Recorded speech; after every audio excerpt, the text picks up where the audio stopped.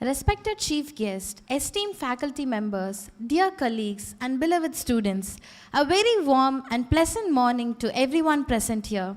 It gives me immense joy to welcome you all to this special occasion, the Endowment Lecture organized by the Department of Social Sciences. An endowment lecture is not merely an academic engagement. It is a celebration of intellectual legacy, scholarly pursuit, and the timeless spirit of inquiry. Today, we gather not only to listen, but to reflect, to learn, and to be inspired. To invoke divine blessings upon today's program, I now invite Ms. Alice Elisa Sherina, Associate Professor and Coordinator, MSW Program, Department of Social Sciences, to lead us in prayer. I request everyone to stand.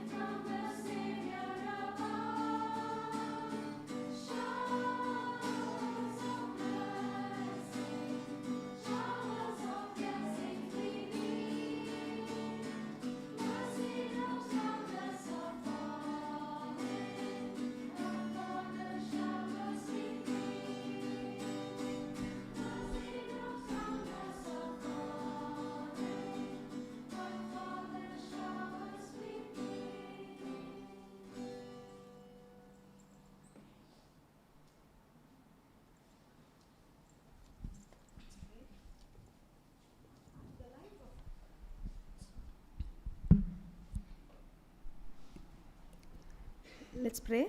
The life of Dr. Elizabeth George demonstrated the Bible verse, Ephesians 4:2. Be completely humble and gentle. Be patient, bearing with one another in love. Let us close our eyes and pray. Dear loving Heavenly Father, we praise you for giving us this blessed opportunity to organize this endowment lecture. Thank you, Lord, for the testimonial life of Dr. Elizabeth George, whose gentleness, humility, and service have inspired many lives. Bless and uphold her family members. Father, we gratefully acknowledge the life and contribution of Ms. Shanti Manuel, who has been instrumental in installing this endowment lecture series. We thank you, Lord, for her life. Lord, we commit our esteemed chief guest, Dr. Nathan, into your loving hands.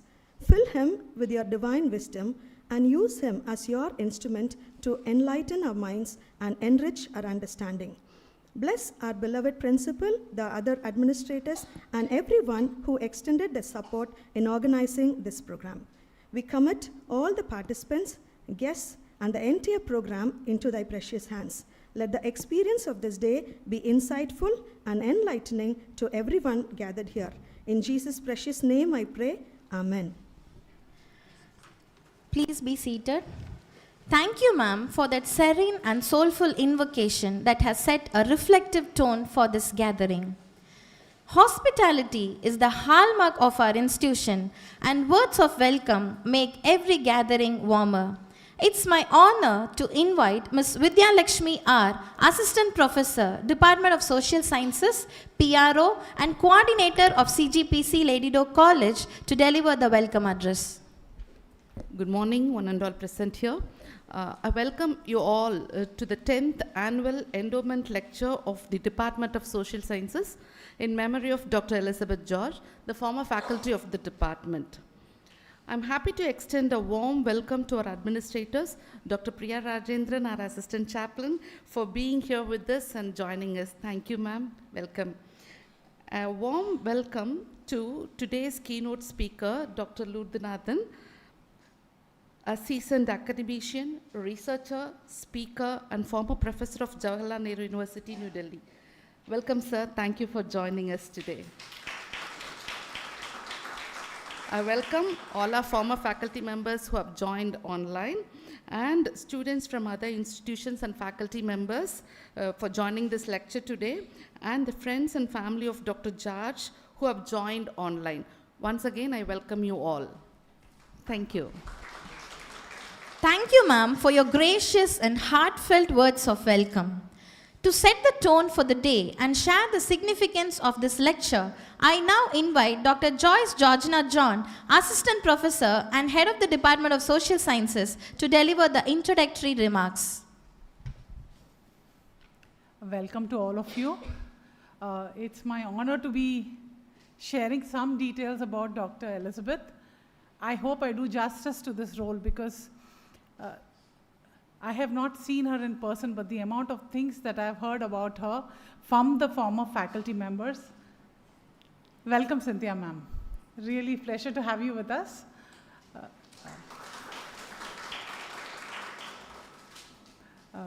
Whatever I've heard about Dr. Elizabeth George from former faculty members, and yesterday when I was speaking to the family members, it is a real pleasure to know about ma'am. Her life, she's fondly known as Chinnamma, and she's born in June 27th in the year 1902.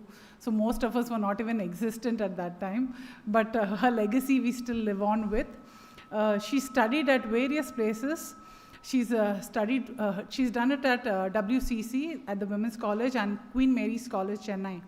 She joined as a lecturer in Lahore at Lady Kennard College, and for her master's, she came to the Presidency College, Chennai. She's worked as a lecturer at WCC, and she went on for her higher studies to UK. She was the vice principal as well at WCC, from where she went on to US to do her doctoral studies. When she came back, she was the first principal, woman principal for the Christian College, the Indian principal for Women's Christian College. I think that's an achievement because first of all, women were not given the opportunity, and for her to be leading the institution, I think is really commendable. But due to ill health, she was forced to leave, and then she joined us, Lady Rowe College, and she was with us working here 57 onwards, and till 63 she was in the department. This is her professional life, but on her personal front, she's a soft-spoken lady. Her family members fondly remember her as someone who would touch the lives of everybody that she came across. So irrespective of the status of her family, she was able to come down to earth to all the people that she was working with, mingle with them, teach them. She's built a home for the old age, and where she spent the last few years of her life as well. That's not her own house, in the sense that it's next to her house. She had the entire property built up for the elderly, where her sister also was there. She's built a nursery for the children there as well.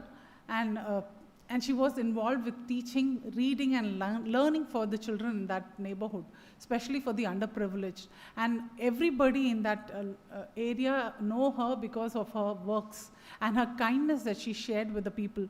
And till date, that property stays for the elderly. It's on menial charges, very, very minimal that they are charging, and the elderly are able to use that benefits. At the time when she built it, it was a home built with single rooms, well accommodated, with fully furnished for the elderly. And the thought process at that time, when we didn't think of people leaving the house or the elderly, and she has given so much of importance to the elderly and the children. And she's very, very fondly known as Chinnamma, and that's how everybody in the family remembers her, with the good works that she has done. They don't have anything, you don't hear anyone say negatively about her, anything that has saddened anyone. Everybody who has come across her has been happy. She's always been a positive person. Her health has never impacted her personality to say that this is not me or I'm in a bad mood.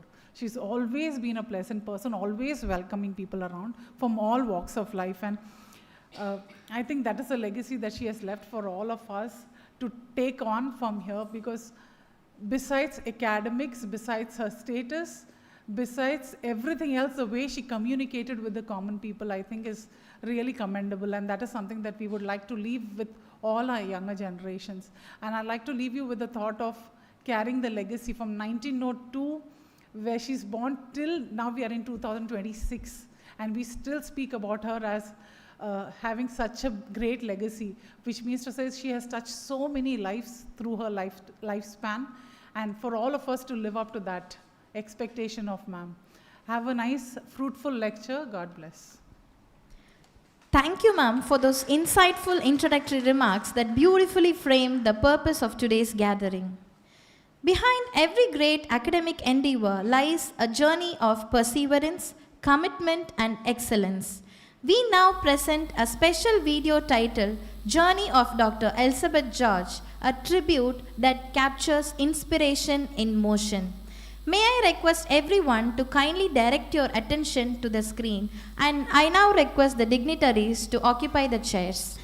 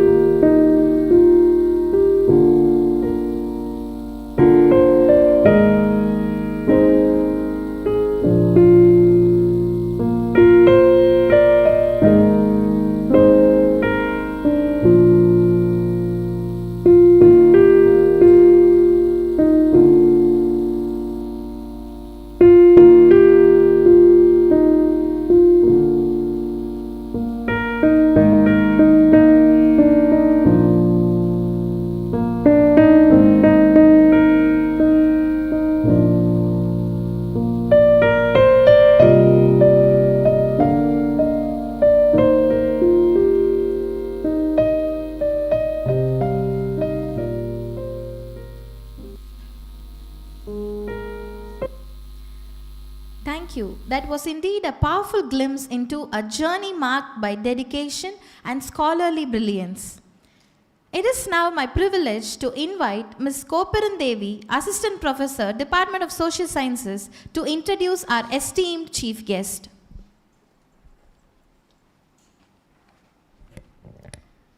Good morning, everyone. I'm humbled, and it's my honor to introduce our chief guest for today, Dr. Lodhnathan, sir.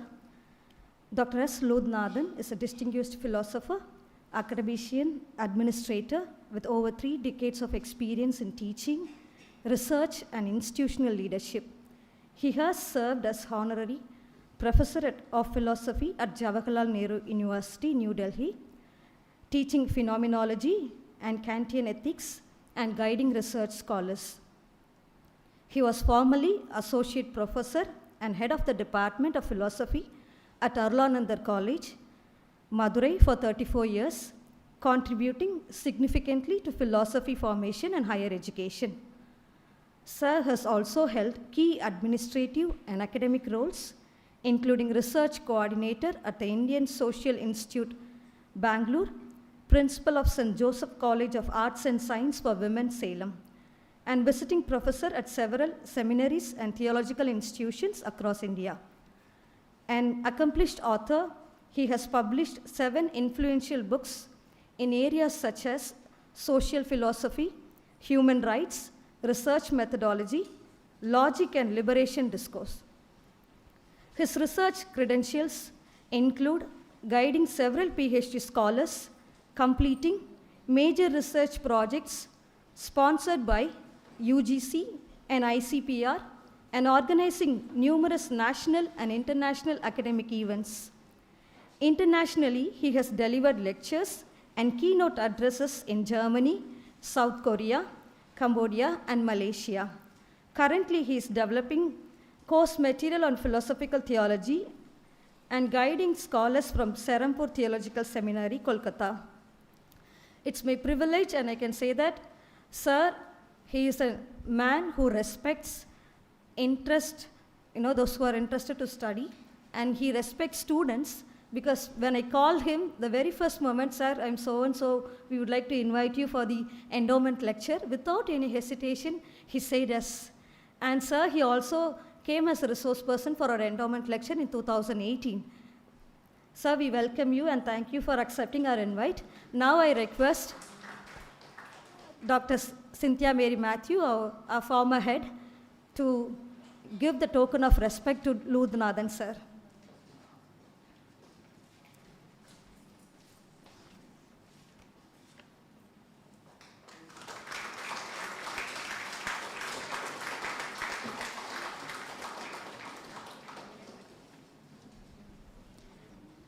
Thank you, ma'am, for the comprehensive introduction.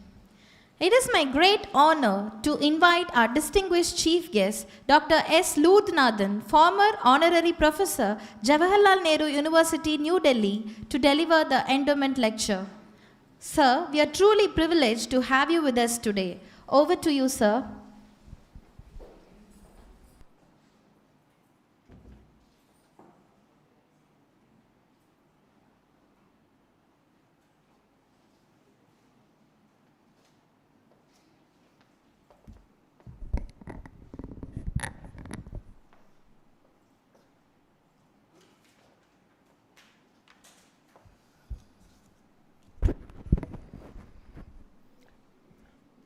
Shall we begin? Thank you very much. I'm really gifted to be with you, probably to this department second time for the same endowment lecture, which Koparan Devi reminded me in 2018. I think I'd come a couple of times here for a Department of English, taking a particular series of course on linguistics, theory of meaning, and then your department. Thank you very much. And I'm reminded of the slide that you have projected, especially the kind of commitment with which Dr. Elizabeth has been traveling around. It was really moving. It was very good.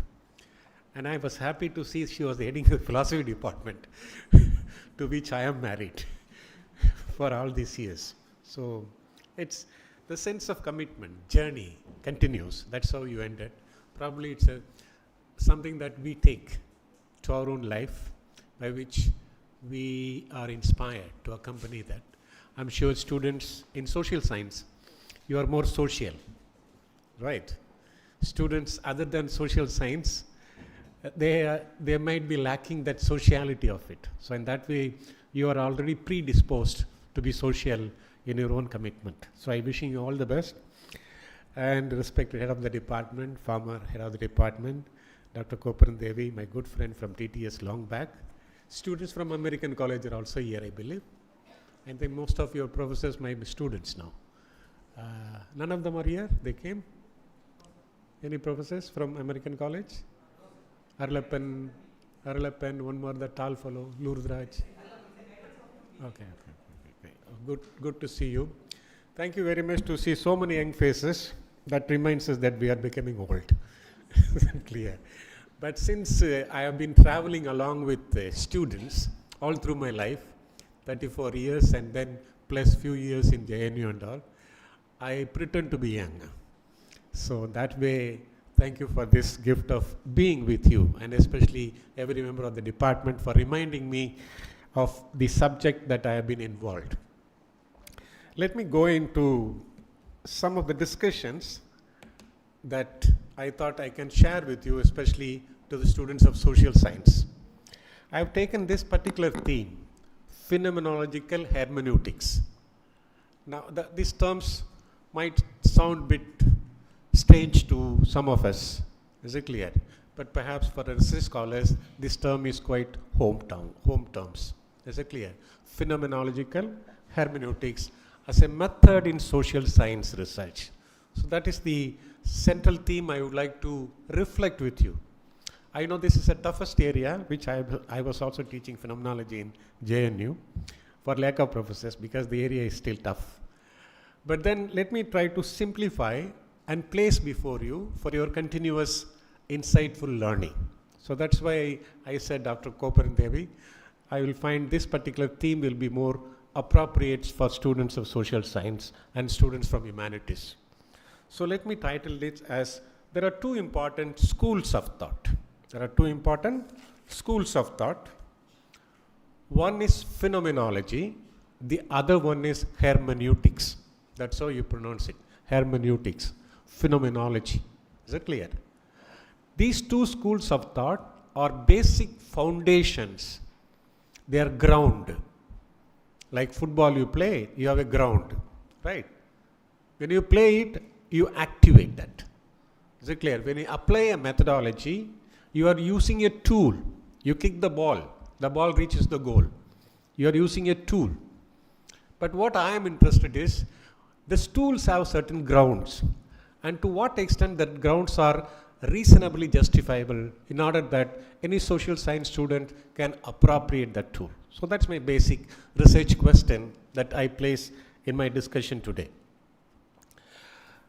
Now I would be introducing a couple of names. Some of them are familiar to research students in social science, and perhaps for BA students it will be new. Is it clear?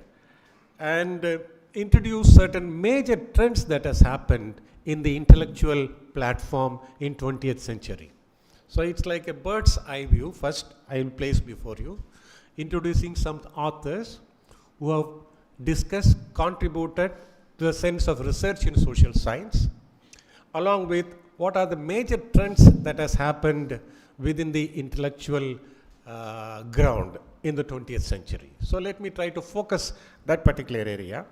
So basically I said as before, I'll be concentrating not on the activity of the tool of taking up tools and then finishing the project and submitting to department. I'm more interested in opening up our insights into the grounds of the tools that enabled social science research. So there are two important tools. One tool is called phenomenological tool. Another one is called hermeneutical tool. So combining both, let us try to understand what this sensibility, what I am trying to say about it. I might introduce some 6 seminal thinkers, but quickly I will do it. Don't worry. I won't bore you down. Is it clear? If I bore you down, just stop me. I'll get back for an explanation. A person by name Wittgenstein. Have you heard about this name? Yeah, students from, you are from? I'm from US, but I have a background in philosophy. Good, very good. One introduction with Wittgenstein, I will start somewhere from him. Move to another person whom we call in the 20th century, 1960s, Lyotard. Lyotard, is it clear? Then I will also introduce, and he is a professor of sociology, your own area, a person by name Frege. Frege? Yeah, a German thinker. Husserl is another German thinker, who are foundational to understanding of these perspectives in research methodology.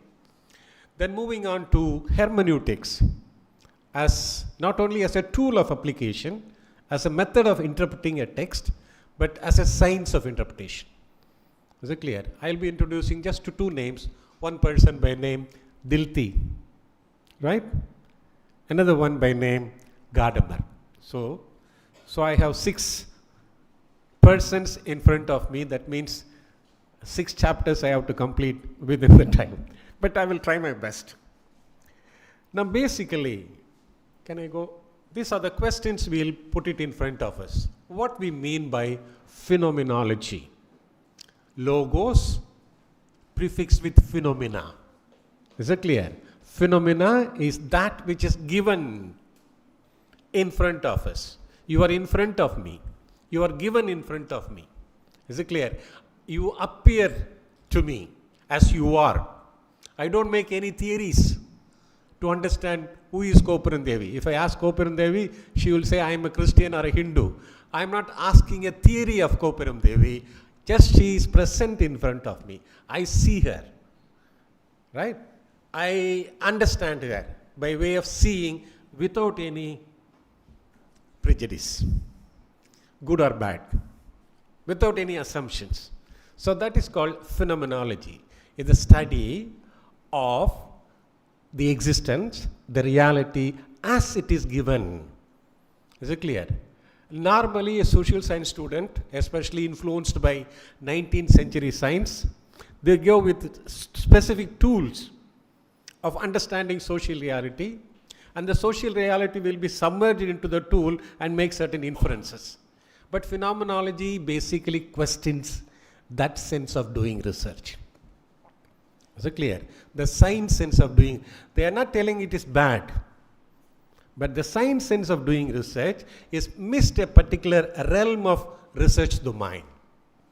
The science sense of doing research is more quantified realm, right?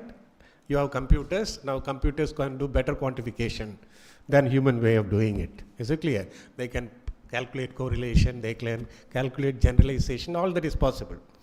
But what these 20th century thinkers have put forward within phenomenological domain of research is, it's more a sense of qualitative research appraisal.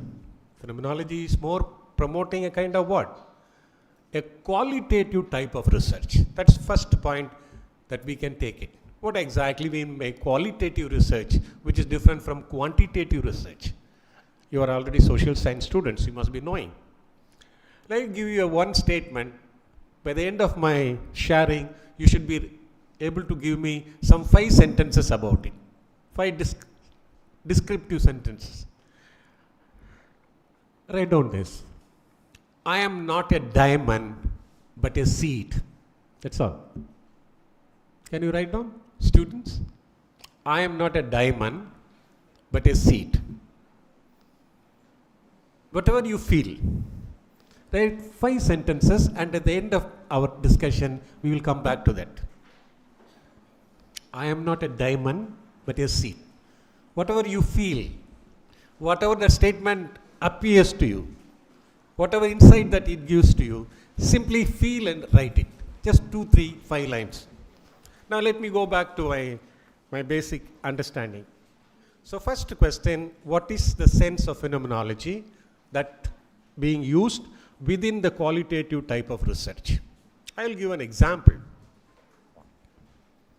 Suppose if 10,000 people, is it clear, found Mr. M as the best person to be elected as the Prime Minister of country, when there are 15,000, who will be elected the next Prime Minister?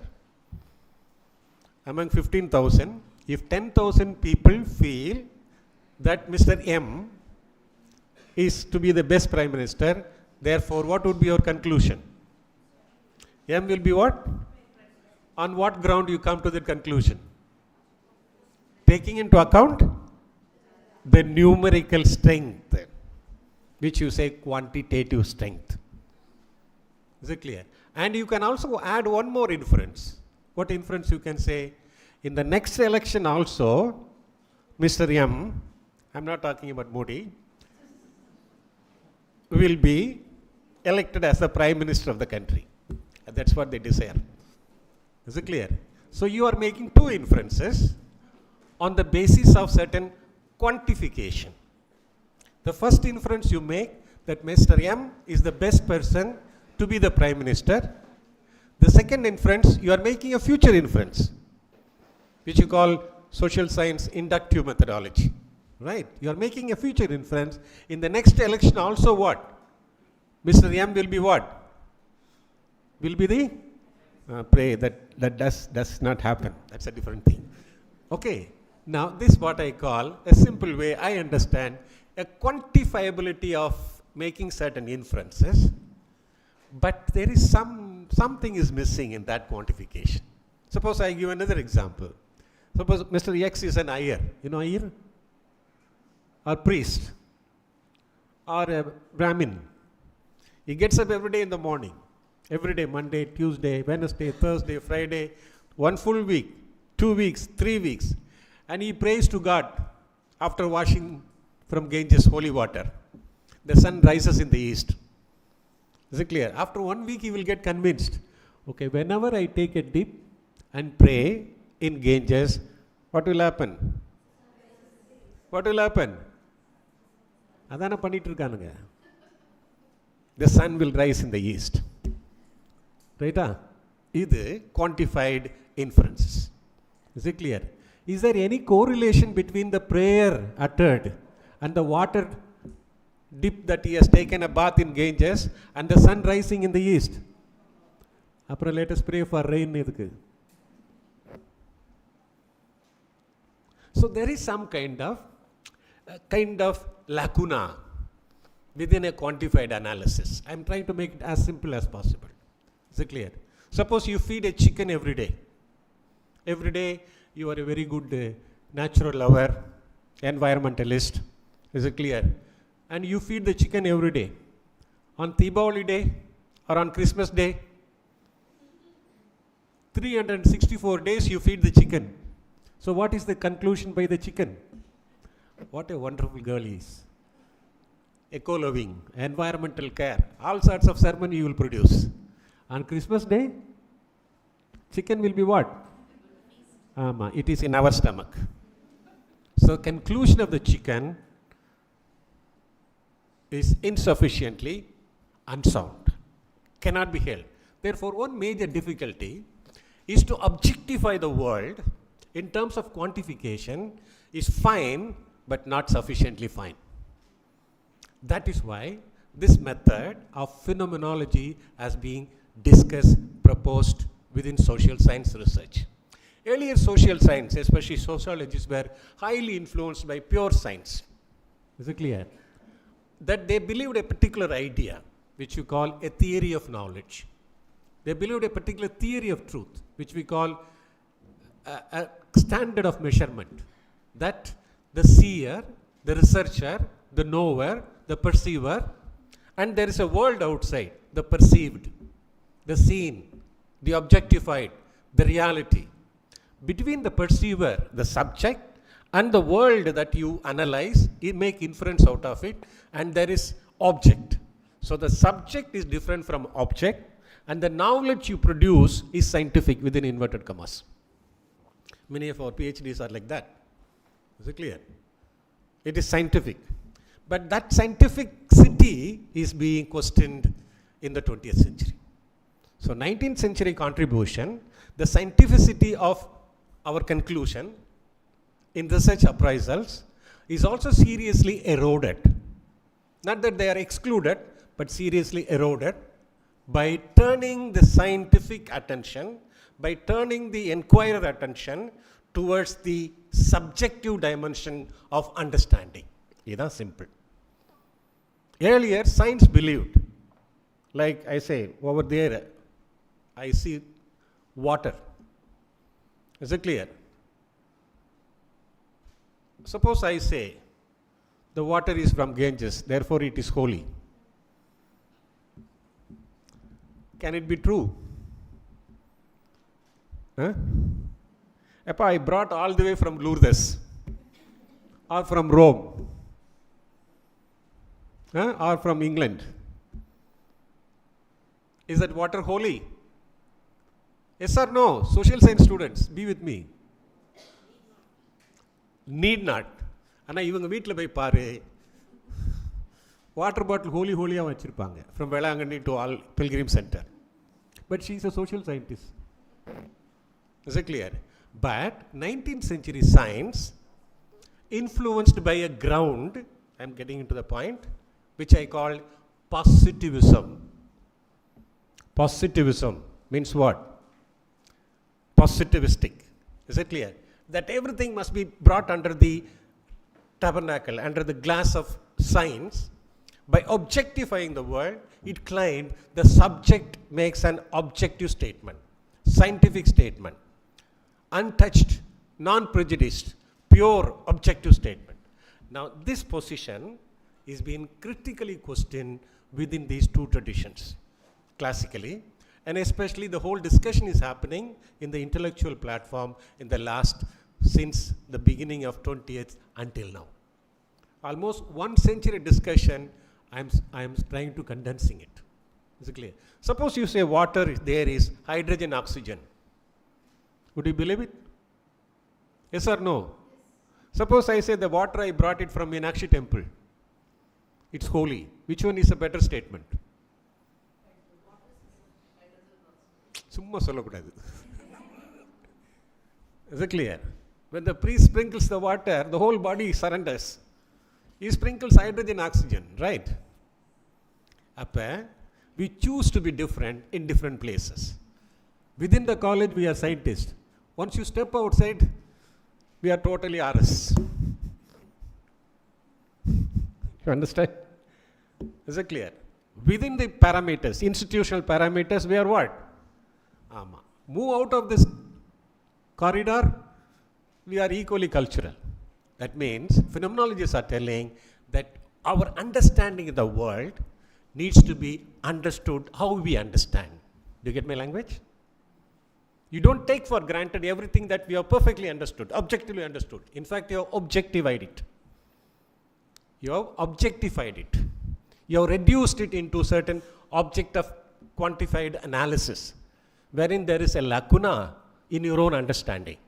Therefore, the spectrum of research, inquiry must be broad-based, understood from a different ground. Probably the simple word technically they use it, qualitative methodology. But we don't use it much, but we are more interested in the ground of the qualitative methodology. Is it clear? So basically you find, can we go to the next slide? Next one. Go to the next one. So 20th century has gone through these important turns, I call it. Turn means what? Shift within the scientific intellectual ground. Is it clear? There are two important turns. One turn we call it, we call it epistemic turn. Epistemic means turn in the understanding of what is called knowledge. Turn in the understanding of theory of knowledge. What we have held to be knowledge in 20th century. Early 20th century, 19th century, 20th century. Early then it is more of medieval thought. Everything is understood from the perspective of the Creator, the Heavenly Father. Is it clear? He is the seer of all that is being seen. He is the Parama Purusha. Is it clear? So that theory is out. The theology is out now. But still we are theologians. It is theology. Knowing it. Is it clear? This perspective of medieval thought pattern of looking at the world, grounded in a theocentric perspective, is taken aback, perhaps gone beyond, bracketed, and the 19th end and 20th century comes out another basic idea that truth is a matter of, we call it analytical turn, or we call it positivistic turn, or we call it naturalistic turn. I am simply using it. Analytic, positivistic, naturalistic, a turn towards verifiability. A turn towards verifiability. That's what you are. That's what social science belongs to. Is it clear? That anything is a true if and only if it is what? It is what? Verifiable. Then I say it is science. When I say the water is hydrogen and oxygen combination, it is verifiable. Is it clear? When you say X and Y, they have got a chemistry, is that verifiable? I see number of YouTubes. They have got a good chemistry. I used to wonder what physics, chemistry they are talking about. It's not verifiable. You simply talk it. When I say water is holy, is that statement verifiable? Is it positivistic? Yes or no? No. Holiness cannot be verified. And verification not your private affairs in your kitchen. And they said verifiability in public. Not numerical alone. That Mr. M is elected the best and therefore next election M will come. As a numerical democratic deception. Is it clear? That's where we are hopping at it. There is some problem in the methodology. Is it clear? So, when I say water is hydrogen oxygen, that statement is true, not truer.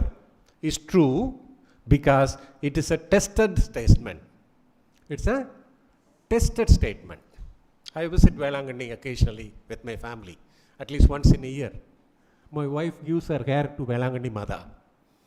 They call it Pumudi. I used to ask, Yamma, Mayra kudundu kudukara Mada ukantu. But she'll never be convinced. In spite of all her education. And her husband has been a national rounder. Is it clear? At home, I cannot do that. At least I will observe it. So the non-verifiable position, non-testable claims are not truth claims. They call it pseudo-scientific. Am I right? You must be able to understand better. They call it what? Pseudo-scientific. What do you mean by pseudo-scientific? Any culturality of statements by the principle of testability, verifiability, positivism or naturalism, they are the broad grounds that they become what? Pseudoscience. So to be scientific, it must be objective. Another put it this way, your statement into your social science must represent the world correctly. That's the meaning.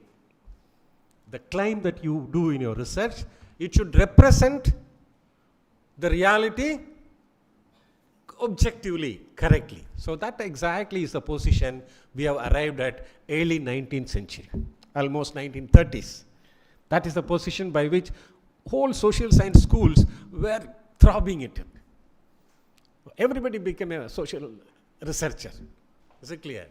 But then there was a serious discussion, a criticism of this particular school of thought emerged within the beginning of 20th century.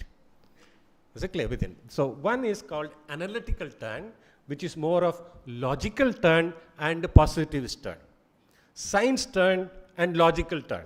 They thought statements that you represent the world can be logically brought in. Statement that you bring in your research, they should represent, atomically represent the world correctly. Only then science character, progress in science is possible. This theory predominated social science intellectual arena. I have made it as simple as possible. So that turn is called, then at the end of beginning of 20th century, there is a interesting insight comes from a person by name Wittgenstein. There are others, I am not referring, you refer to the school in your Google, you will get a good number of understanding of what I am trying to tell you. Wittgenstein belonged to that school of thought, analytical school. Is it clear? We call it analytical turn. That's mostly a British way of doing social science. The English way of doing it. Is it clear? But not the Indian way of doing it. Indians, we are politically pakka. Is it clear? Both in the religion and outside the religion. We are still neither analytic nor continental. We are comfortable to travel in the bullock cart at the same time in the computer car. Is it clear? We have no problem of the paradox. So, this person, Wittgenstein, gives a break. There are a few books. The first book is called Tractatus Logico-Analysis. The first book is called Tractatus Logico-Analysis. Simple idea is this, the world can be understood by logical representation, by scientific representation. Is it clear? But then later, in the second part of his life, his idea of research, of understanding the world, of theorizing the world, of theory developing a knowledge about the world, he said, no, something is wrong. Quantification, picturing is not the only way. I say there is a water.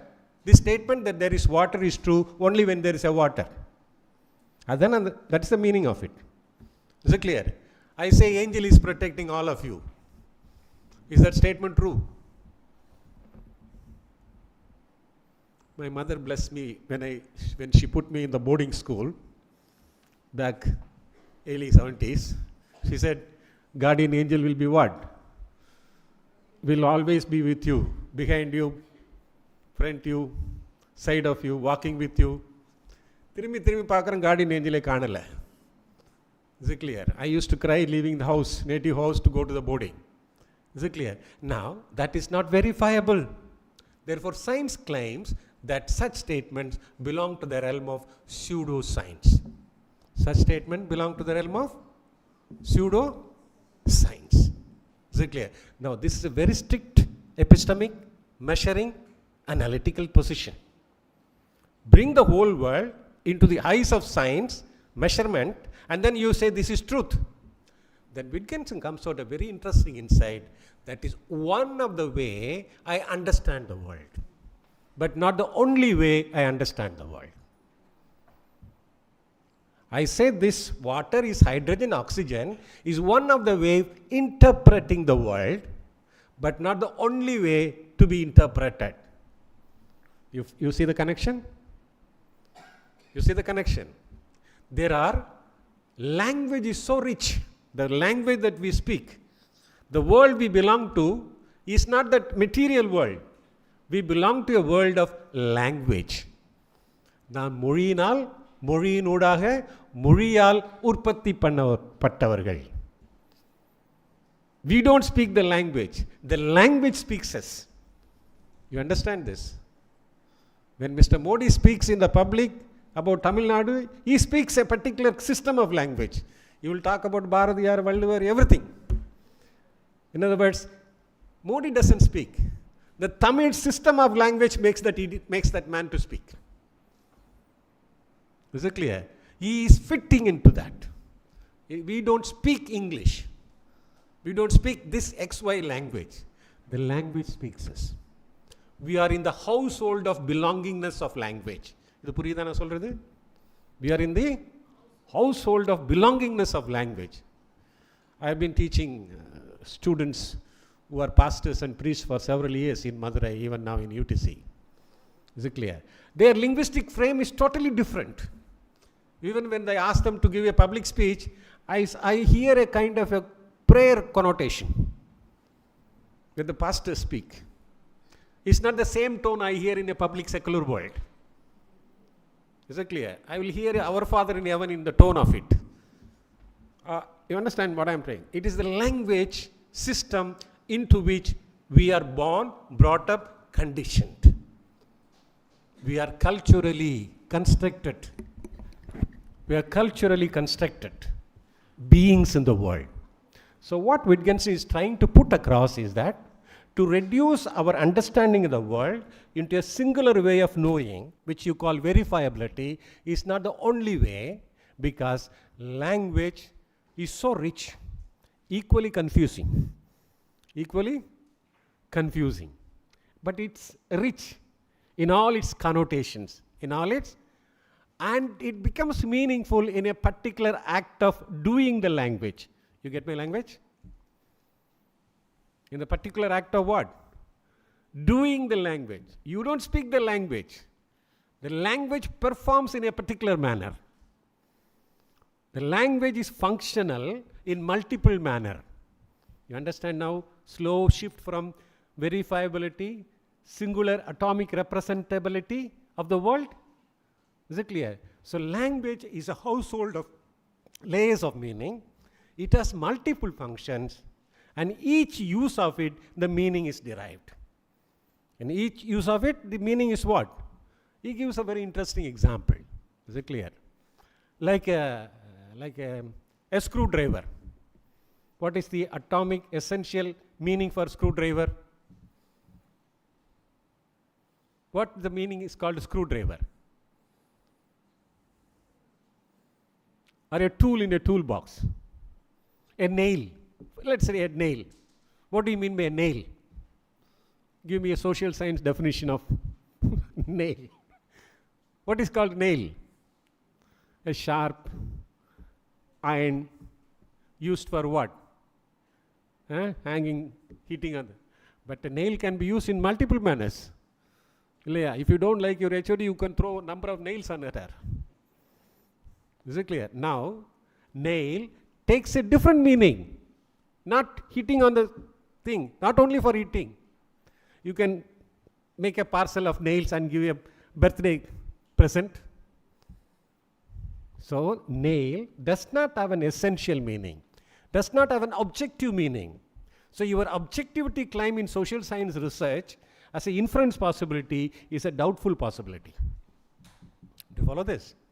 Is it clear? So, Wittgenstein is trying to put across, especially the work is called investigations, right? Philosophical investigations. Is it clear? Which has influenced anthropology, cultural studies, social sciences. I'm just going into the depth dimension of it. So, the first turn, analytic turn, which I call logical and positivistic, Wittgenstein is one example. He understands language by nature is not atomic, objective. That one description alone is true, There are other descriptions which are equally what?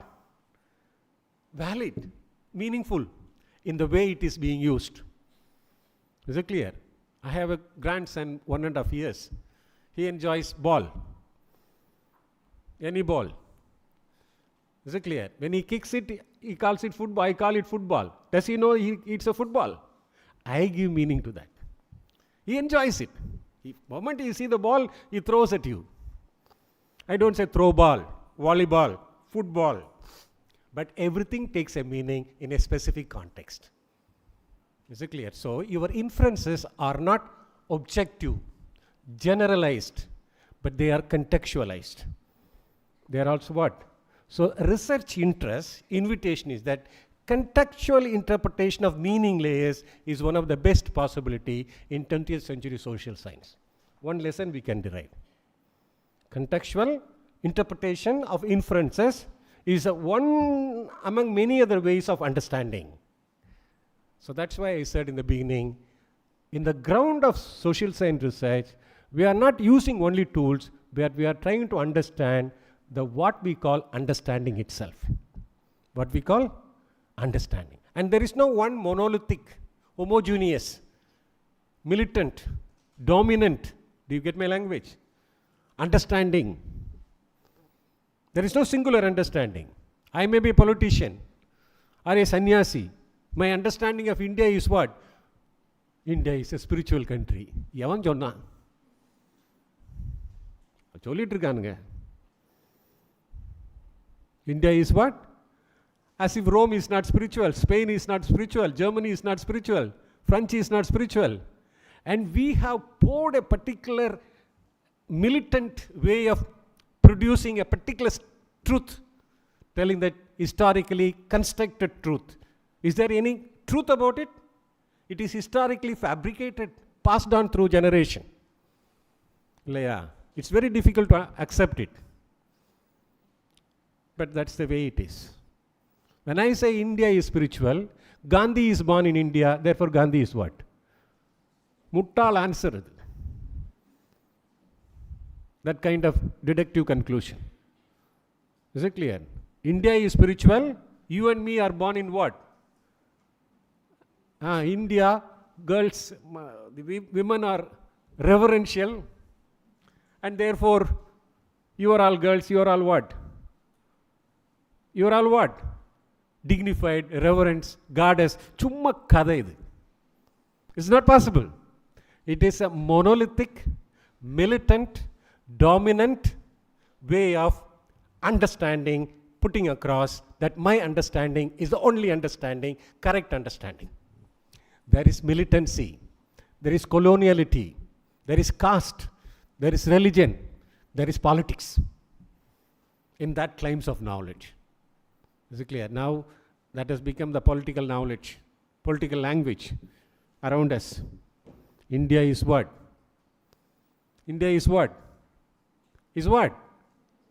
Hindu. Hindu is what? India. And you and me? Borders. இதுதான் monolithic colonial impediment, dominant political narrative. So, against which, theoretically speaking, I'm not talking any religious sermon, theoretically speaking, meanings are rich, plural, and it should be understood in the way it is used in a particular context. So let me quickly pass on to the next. So another type of turn in the 20th century, 1930, 40, 50, 60 until now, is what we call the continental turn in social turn. First turn another, analytical turn, science turn, verification principle, positivism. Second turn we call it the continental turn. What I mean by continental turn? Mostly the school of thought, this kind of inquiry evolved from Germany, Europe. Is it clear? Minus the Oxford British.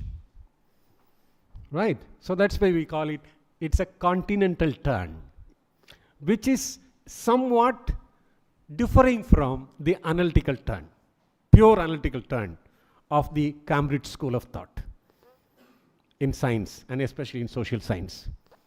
Cambridge School of Thought promoted an idea of analyticity, representative theory of knowledge, atomic theory of understanding the world, a singular way of explaining the world, inferring the conclusion, which was quite dominant. Quite dominant.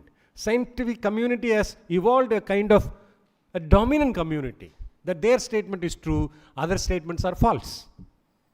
Their statements are true, other statements are what? False. That's one politics behind science. So science is not so innocent. Equally political as religion. புரியுதான சொல்றது? கேட்க செவியுள்ளவர்கள் கேட்டுக்கொள்ளும். It is equally political as religion as science itself evolves as it. So the second phase is a very strong phase which come under the realm, we call it continental turn in thought pattern, in way of understanding, in our theory of knowledge, in our inquiry into the world. At that turn, only two areas I am going to tell you. One area we call it the phenomenological understanding or inquiry. Another area, the third area I won't be able to discuss right now. The second area I call it the hermeneutical turn within continental turn. I stop here. Are you able to be with me, or am I a bit quick? Is my translation okay for you? You find it difficult? This is a bit tough area. Maximum I'm trying to simplify. Are you with me, all of you? My American college students? You are with me?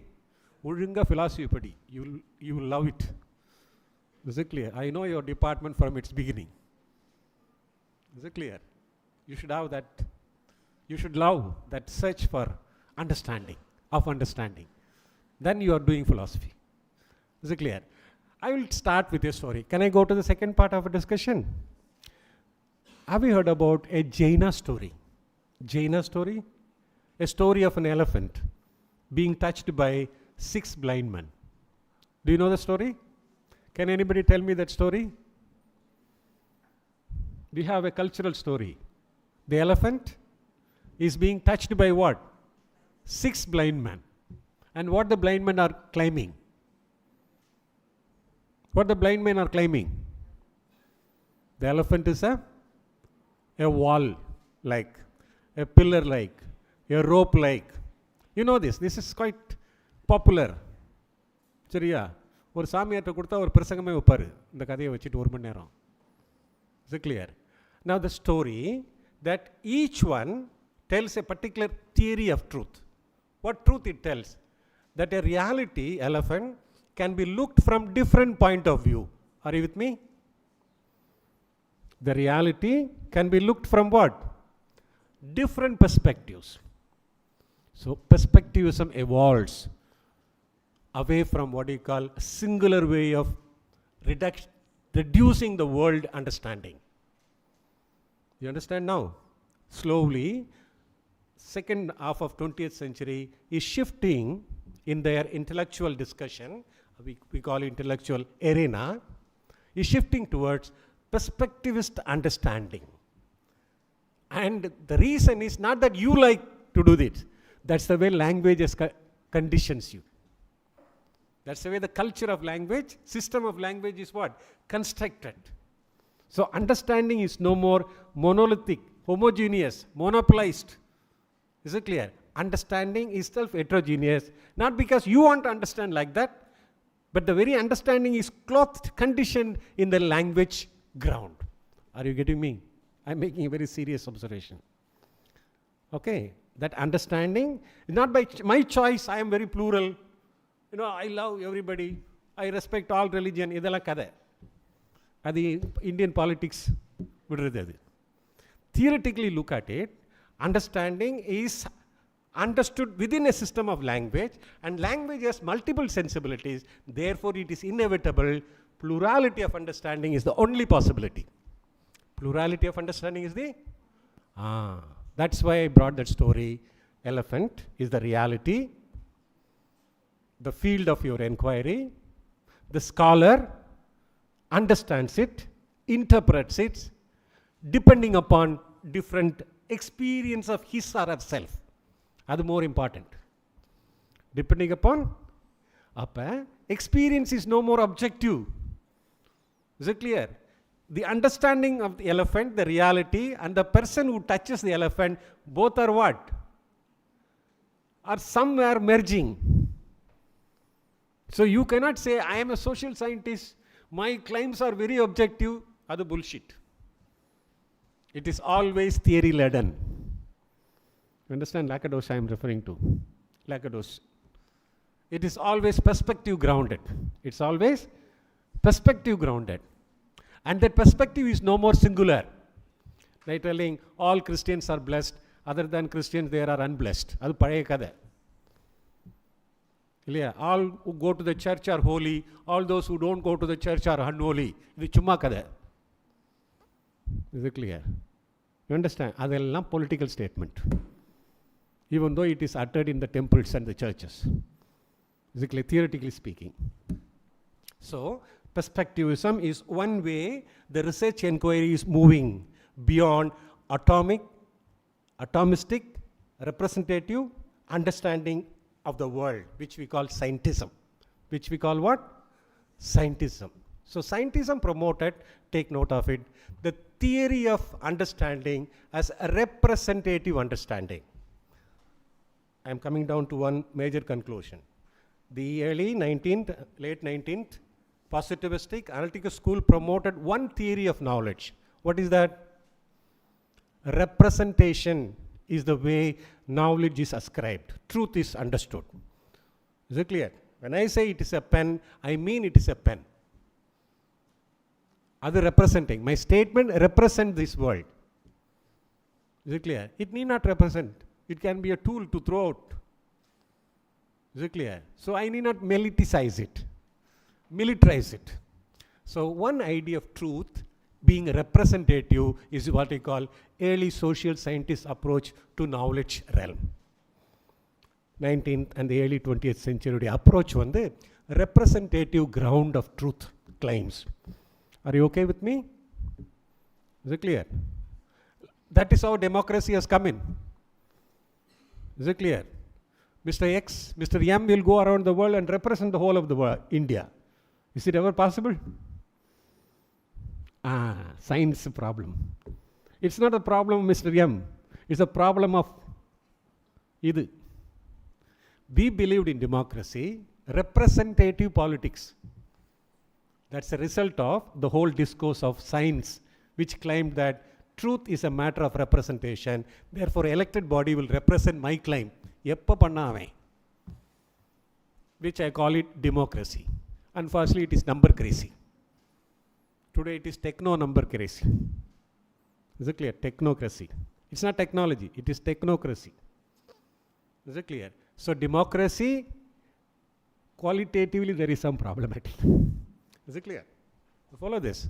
So the whole theory of J.S. Mill, social contract theory, and French Revolution, Industrial Revolution, human rights discourse, all that fall in that realm of area, that representation is the way that equality can be brought forth. I'm talking political language now.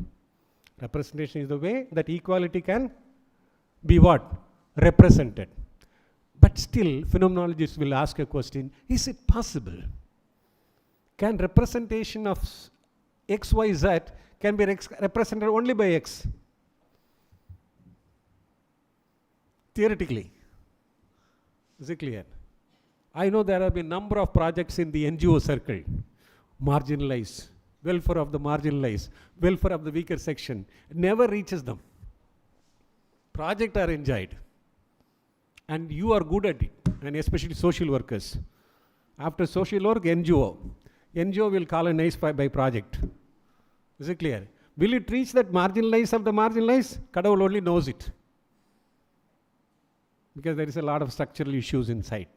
Is it clear? So representation began to be what? Doubted. Doubted as a theory of research or truth understanding. Is it clear? Do you follow this? I'll give an example. Hitler used to play beautiful Catholic devotional songs when he opened up poison within the chambers, where children and women were killed naked. But outside the world, devotional songs, Ave Maria songs, Alleluia songs. But within the chambers, what is happening? Death. That's why I say, representing something need not represent the inner voice of pain. When somebody claims that I am representing the vulnerable, I have to doubt whether that representation is representative enough. Do you follow me? Theoretically, they are raising difficulty. Theoretically, there is a lacuna in such claims of truth, such claims of inquiry of knowledge. Unfortunately, they will say representation of truth of 19th, early 20th century is a repression of truth. Underline that word. 19th and early 20th century, the claim that truth can be represented by a objectivity, in fact, turned to be repressive idea itself. Repressive of any other idea. So representation politically became repressive. That's what is happening in Northeast. No? That's what is happening in Northeast now. A political idea with the democratic tone of representing the universe, of the multiplicity, unfortunately ends up with what? Massive repression. The conflict between two communities over there. Is it clear? So one has to inquire with a sense of doubt. That's inquiry basic qualification. If you lack doubt, if you are convinced, it is unfortunate that you are a research scholar. Is it clear? It is very difficult. It's very unfortunate, theoretically speaking. So representation of idea, of knowledge, turns to be a repressive of what you claim to be knowledge. So the second part, I come to continental. I start again with the same story. One area of contribution is phenomenological understanding. Phenomenological understanding. From perspectivism, now phenomenology is moving slowly to another level of understanding of our understanding. That is, I'll tell the same story so that you can easily follow me. 6 blind men touching the reality, inquiring the reality, claim what? Elephant is like. And we take this story in Indian culture and we preach to the whole world, India is a tolerant country. Chumma kadadu. We respect each other religion. Unnu nadakala. Historically, it never happened. Is it clear? And each communities are living in koinonia. Unnunla. Is it clear? It is a volcano. அது வேணா உண்மை.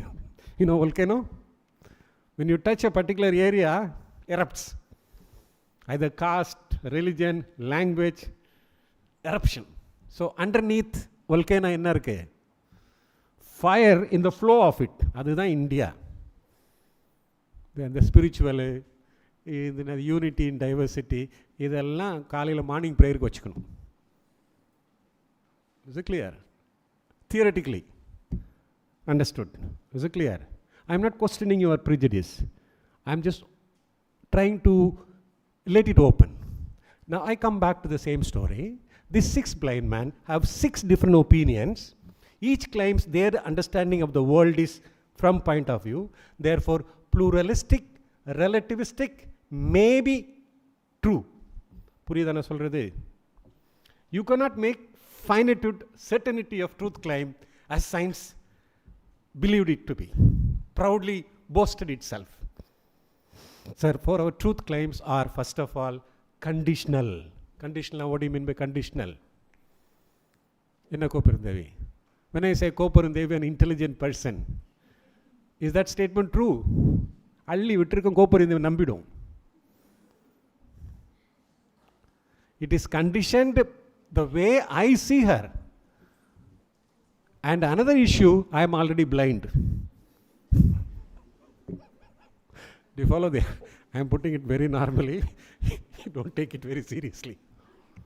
Another big problem with our Indian culture of this maybe, inclusive, tolerant, everybody is blind, ra. And making your own theory, Hinduism, Buddhism, medical, Advaita, Dvaita, Saiva. எல்லாருமே blind. From your blindness you produce truth. இதில் வேறு இன்டர்லிஜியஸ் dialogue எங்காளுங்க எல்லாமே பிளைண்ட்ரா, அதுக்கு தான் என்கிட்ட வந்து படிங்கன்னு சொல்கிறது. Is it clear? 6 blind men, preconditioned by a conditionality of being blind, coming out with an understanding of the world as the world is this, and this is different from that. Maybe it is, may not be, it is not. We call it Syadasti. Syadasti in Sanskrit. Syadasti Nasti. Maybe some we call it. இது அப்படியே கையில் எடுத்துக்குவாங்க சாமிங்க. India tolerant, pluralistic. யாரை ஏமாத்துற? எல்லாரும் லே people நினச்சிட்டு இருக்கான்.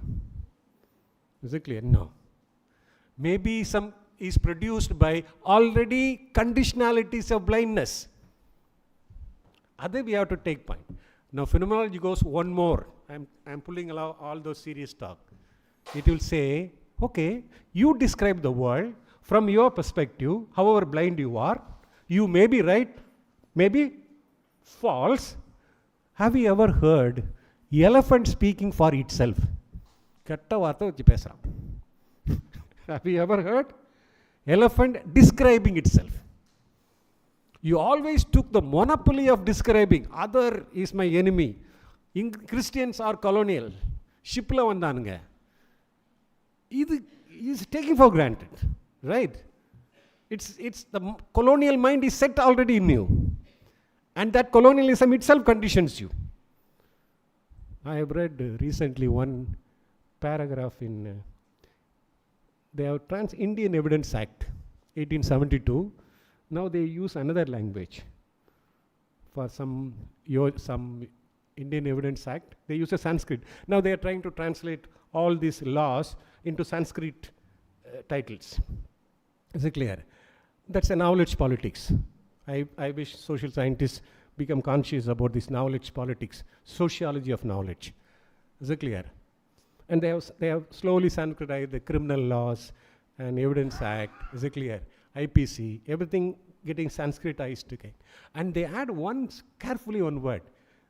The early language is colonial. We are going for a cultural explanation of our. அவங்க தான் காப்பி பண்ணியிருக்கான் பிரிட்டிஷ் லாஸ், இங்கிலீஷ் லாஸ். முதல் பேராகிராஃப் மாத்திரம். The earlier language is what? Coloniality. இப்போ நாங்கள் என்ன பண்ணுறோம்? We are natively bringing. எங்கெல்லாம் கைய வைக்கிறான் பார். It's a question of legal system I am talking. Is it clear? So, the way the dominant politics, is it clear, moves very strongly. using all this theoretical ground. நம்ம ஆளுங்க இன்னும் சாமியை கும்பிட்டுட்டு ஆமீன், let us peace be one another, love one another, மைனாரிட்டியில் உட்காந்துட்ருக்கா. Is it clear? They are very theoretically strong. How to handle politics of knowledge. Crores of money is being spent. Now, let me not go into that side of it. So, phenomenology, the question is, there is a big person by name, what is his name? Husserl. Another one is Heidegger. The rest of them, many of them are phenomenologies in different sense. Have you heard about Simone de Beauvoir? Simone de Beauvoir, feminist here? Feminist? Anybody? Simone de Beauvoir. Exactly. We call it existential phenomenology. Existential. So there are different variations. Social science is letting itself open to these theoretical grounds. Seriously. Is that clear? So phenomenology, I put this way, descriptively, that it is to let the elephant to speak for itself, by itself. Let the elephant to speak for itself, by itself. Not to let another man to speak for me. My vulnerability is my own. My subjectivity is my own. My experience is my own. Within the conditionalities that I belong to. And at the same time, I don't belong to. I belong to, at the same time, what? I used to tell my students who are priests around, I belong to Catholicity, equally I don't belong to Catholicity. I am somewhere. Therefore, don't throw stone at me. I'm theoretically speaking. So, let the women speak, the subjectivity speak, the child or the mother speak. Do not psychologize it. Do not naturalize it. Do not positivate it. Do not test it and say that is the only way that experience of being a mother is to be told. அது அம்மாவுக்கு தான் அம்மா என்ற அனுபவத்தை முழுமையாக அர்த்தப்படுத்த முடியும். Is it clear? The social worker, by being involved in the society, is not an outsider now. You are a part of the bigger reality. You are part of the bigger reality. You are social. Your research scholarship is not intellectual, within inverted commas, scientific, technological. Is it clear? But you are part of the field that you are involved. And you should belong to that subjectivity sense of experience. Only then your interpretation becomes what? Intelligible, sensible, better understandable, better describable. Without belonging, அங்கேருந்து suitcase எடுத்துட்டு I am doing missionary work, nothing will happen. As you said, Elizabeth, she was involved, part of this culture. The way you described, she started as a principal, moved here, running a community service center, taking child care. She is part and parcel of the culturality by which the understanding becomes much more legible. It's not she is doing it out of charity. Is it clear? More than doing it, it is a kind of a, they use a word, intersubjectivity belonging. என்ன வார்த்தை அது? It is not only subjectivity that speaks, it is an intersubjectivity that speaks in your research. Now what do you mean intersubjectivity? I put it this way. Between your mother and the child. Which is superior? Which is inferior? அம்மாவா குழந்தையா? Between the mother and child, who is superior? Between husband and wife, who is superior? Between the pastor and the people, who is superior? உன் லைஃப்பில் வேணா ஒய்ஃபாக இருக்கும், கல்யாணம் பண்ணால் தான் தெரியும். இப்போ தெளிவாக சொல்கிறான் ஒய்ஃப்ன்ட்டு. இல்லையா? இல்லை அடிபட்டிருப்பான். Who is superior between mother and child? Mother or child? Phenomenologists will say they are intersubjective persons in communication. The scholar and the field, they are not separate. You are in a married relation already. Male is superior because by cultural conditionality. The female understood the inferior by cultural political conditionality. But the best possibility of understanding their coming togetherness, embedding of each other, It's a way of embodiment. Soul illa. பரிசுத்தவான்களே soul கிடையாது. They call the word embodiment. Two bodies in their embodied relation, intersubjectivity is understood. I put it very quickly. I don't know how best you understand it. So understanding is a matter of intersubjective presence. Intersubjectivate presence. So phenomenology promotes a specific sense of understanding, which I call subjectivity and intersubjectivity. Do you understand this concept? Can I go ahead? Can I go ahead? Mostly. Then there is another, can I go to the next slide?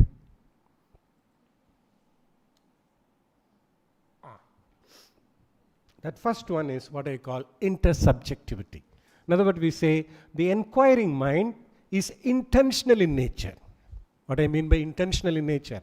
It will be a bit hard. I skip that. You understand what I mean by intersubjectivity? Okay. And then Husserl is talking very interesting idea, which is different from pure science idea of 19th century or Max Weber idea. Is it clear? That it is the consciousness in relation with other consciousness. Your consciousness as a scholar is in relation with the other consciousness in the field. And that relationality brings out a better intelligible understanding. If you are not able to establish that kind of relationality, that's one theory, not a research inference. Do you follow this? That will be your theory, not a research inference. Is it clear? Which he calls restoring back to the things in themselves. You restore back to the things in themselves. I quickly move on to what I call, how do I engage that research, inquiry? அழகான ஒரு insight they call it, the word is called epoch. Epoch na period illa. Epoch means bracketing. What do you mean by bracketing? What do you mean by bracketing? Why you bracket it? You bracket it, those conditionalities, is it clear? Those presuppositions, consciously in your consciousness. When I was a student, I was a good Christian.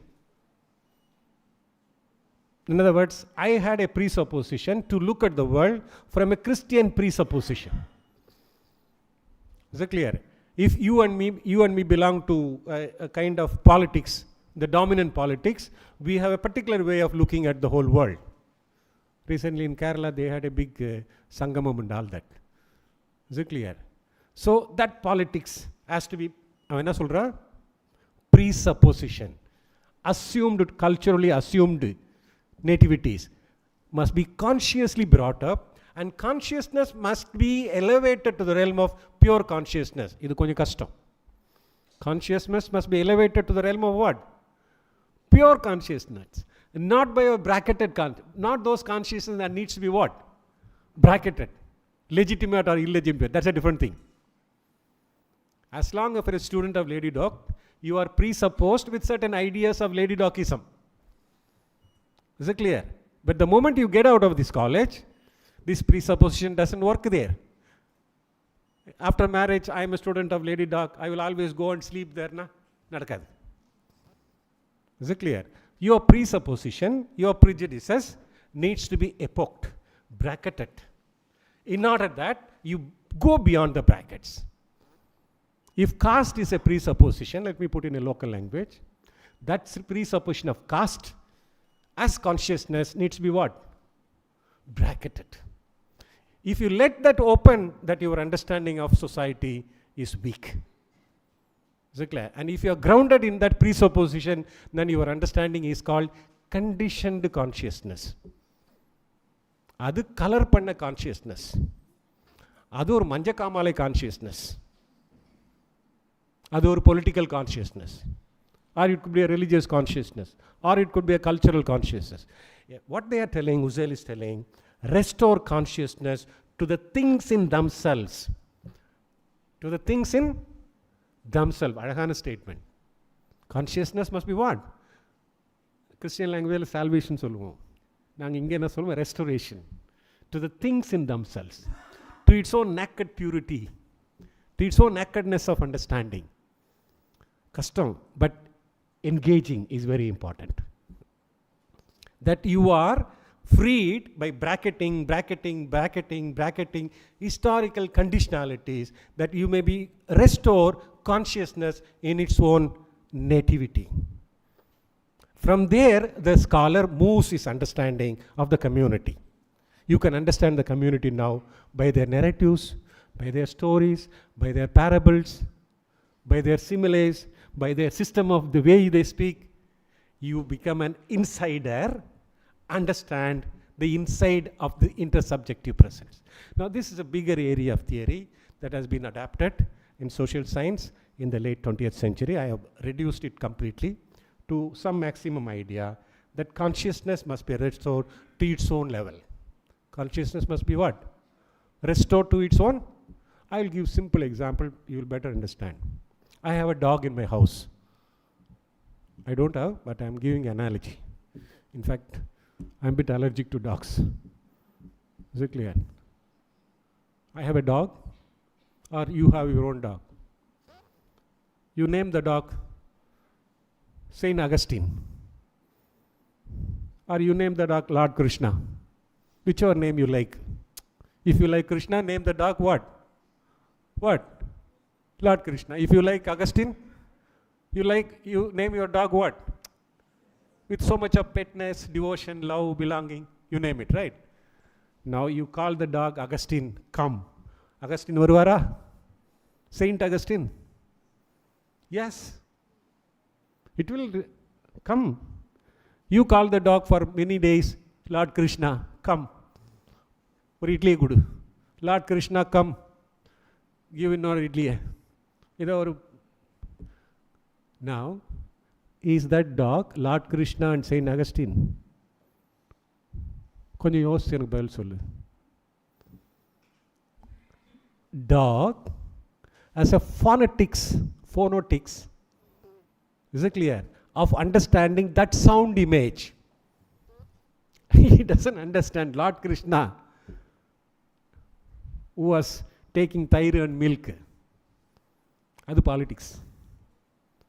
Is it clear? Linguistics are different. The dog will never ever understand he is an high caste or a low caste, whatever caste you belong to, or whatever religion you belong to. You have named it for long with certain assumptions that X is an high caste, Saint Augustine, or say Krishna, and Y is what you call low caste or some other name. நாய்க்கு பேர் வைக்கிறது தான் cost. அந்த பேரை கடைசி வரை சாவர வரைக்கும் எடுத்து போகிறோமா, பெருநாய் கூட்டம் அது. சிம்பிள் ட்ரூத் என்ன சொல்கிறா? This logo idea, logo means idea that has been centric around the culturality of it, needs to be bracketed. Before we talk about big idea of equality, justice, emancipation, fraternity, all that. Theoretically rendered. So that idea is very much, what do you call it? So one conclusion I bring it, phenomenology as a science of understanding, not only as a method of understanding, puts forward very important idea. Our consciousness is intentionality. Our consciousness we need to restore to our pure original native consciousness level, and our consciousness is always intersubjectively present. Like mother is present in the child, and the child is present in what? Mother. Neither of them is superior or inferior. Neither scientist is superior, nor the social scientist is inferior. Neither pure scientist is superior, nor the social scientist is inferior. Neither the male is superior, nor the female is inferior. These are all what they call prejudices, they use the word. Tradition, they use the word. Traditions could be legitimate. And your consciousness must be able to distinguish the legitimacy from illegitimacy of understanding. So I stop there. Third important, how many minutes more? How long? The last part of discussion, I will move on. Is that okay? Okay.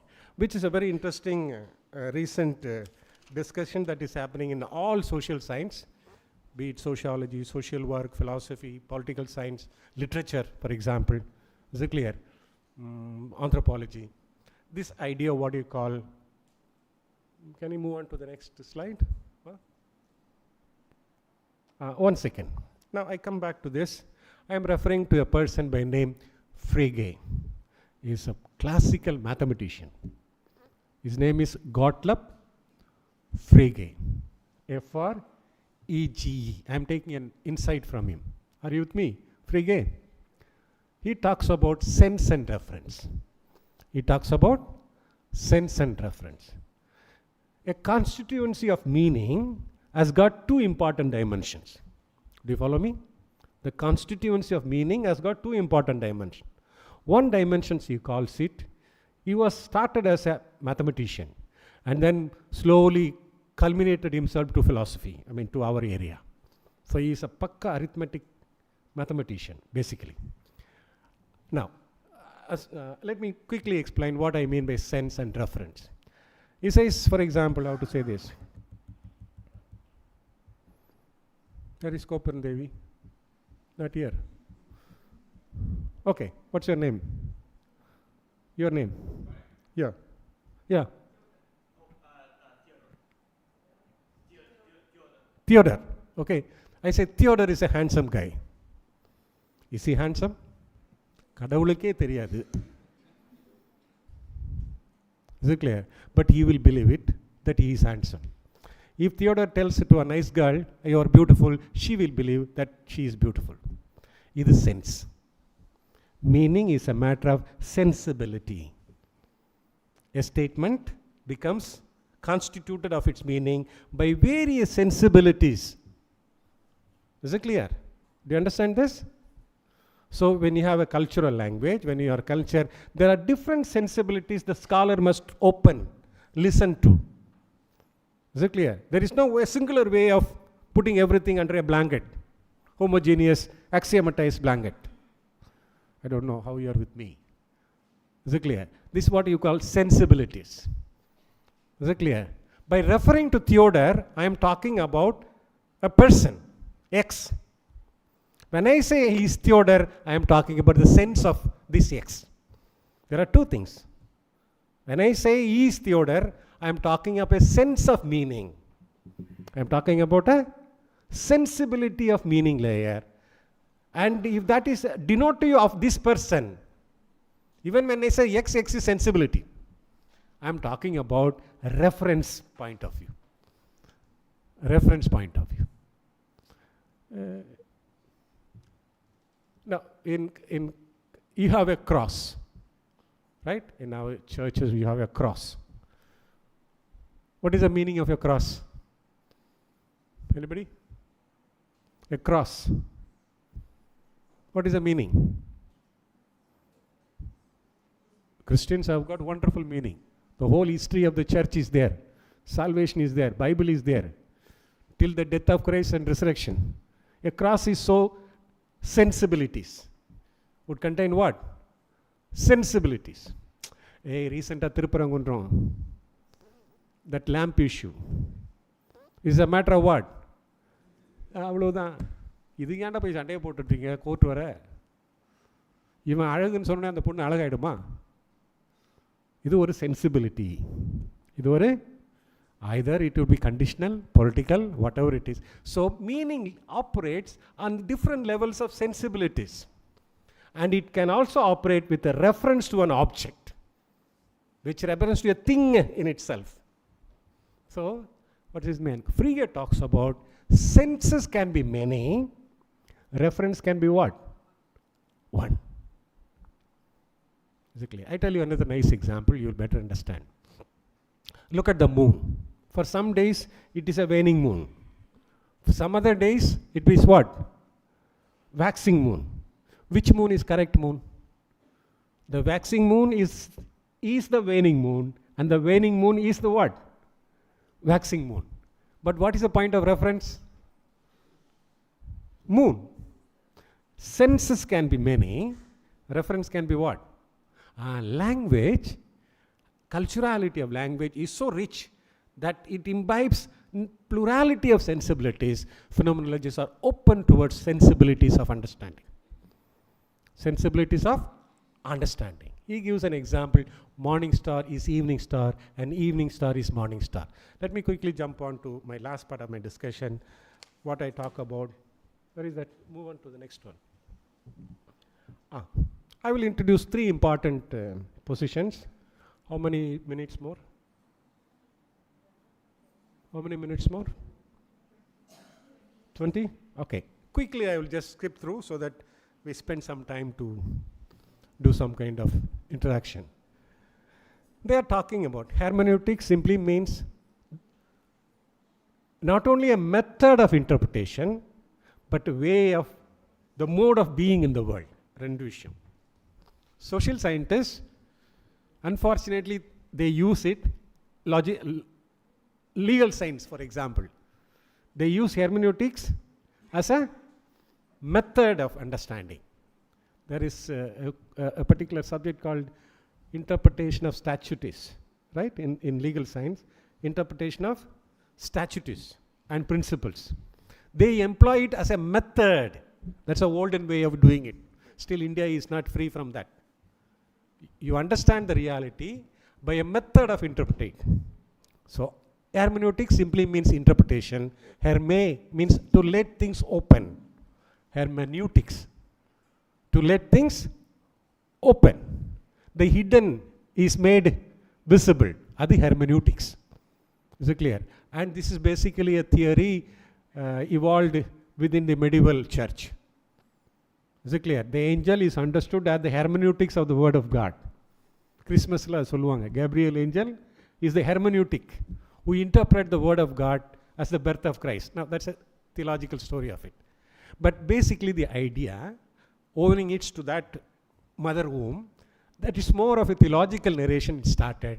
But 20th century, this hermeneutics as a method has evolved as a science itself. As a science by itself. That's the reason. To be human, you don't choose to be hermeneutical. It is inevitable that you are hermeneutical. To be human, you don't choose to be hermeneutical. It is necessary, absolute necessity, that you cannot escape interpreting the world. You interpret me as a professor of philosophy. That's one interpretation. That's all. And you cannot escape. So we are, in our mode of life, conditioned by the interpretative possibilities. Do you follow me?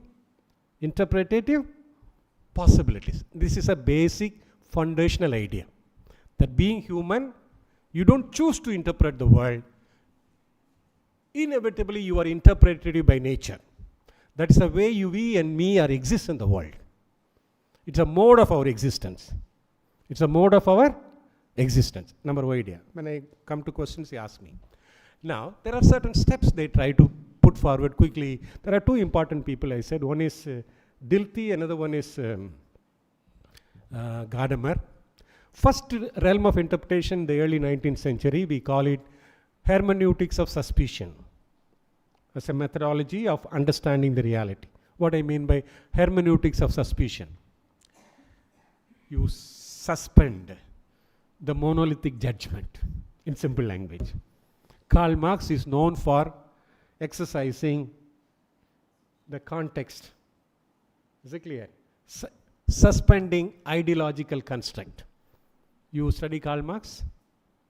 Right?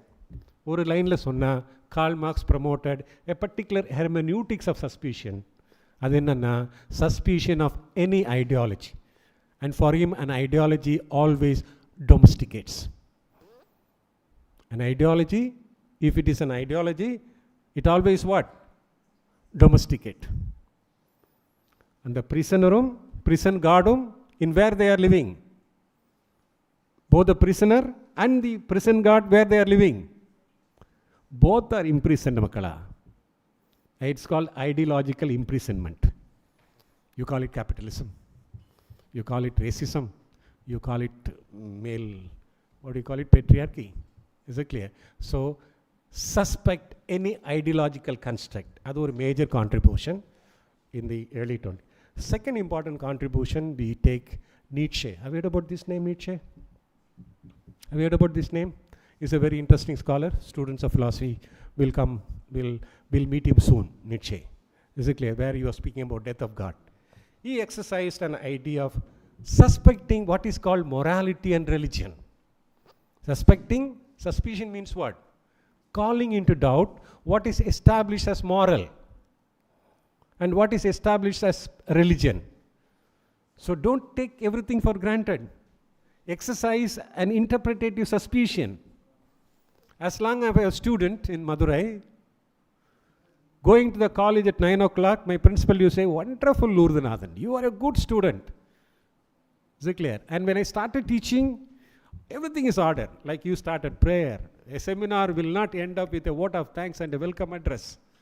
Is it clear? And we have a structure of doing a seminar, which we call discipline. And we name it, label it formation. Ella sarna. When I joined JNU, the structure was totally different. Students will say, "Hi, professor, are you available today for the lecture?" "Yes." I'm going to "Good morning, professor." Nothing happened. Is it clear? Once I complained to my head, telling these students are too freak out. They are not giving the assignments. She looked at me like this. She is a Punjabi lady. She said, "Professor, why are you worried about their discipline?" Simple. Why are you worried about? Your job is what? You are given a timing. You are available in the class. If he likes or if he doesn't come, it is his problem. Leave it. That was the last day I complained. Because I was from South. Given the discipline, formality, all important da. Important in the sense of I belong to the institution. So, when I moved to another secular area, I began to suspect what has been constructed as moral is no more moral. Is no more moral. The students will go for a strike, and JNU is known for all good strike. And they will go, the strike will begin at 12 o'clock in the night. Namala rombo docile, good students, South Indians, very decent, within inverted commas. I will correct up 12 manikku strike povan. I don't know how they communicate. They will put all the wooden and they will start burning it. Entire political team, TV follow, everybody around the campus with the defense, everybody.